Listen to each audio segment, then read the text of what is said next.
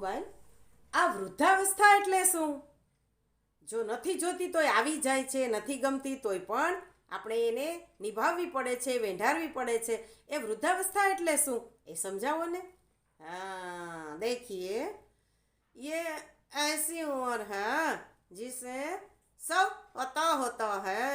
अरे દરેક સવાલના જવાબ આવડતા હોય, દરેક સમસ્યાનું સમાધાન પણ ખબર હોય, પણ કોઈને કહેવાય નહીં, કોઈને ઉપદેશ અપાય નહીં.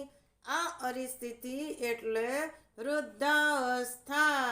હે બધું ખબર હોય પણ કોઈ પૂછે નહીં, કોઈ આપણી પાસેથી સલાહ માગે નહીં, અને મૂંગા રહી અને ખોટા રસ્તે જતા પરિવારને જોવો પડે. આ અવસ્થા એટલે વૃદ્ધાવસ્થા.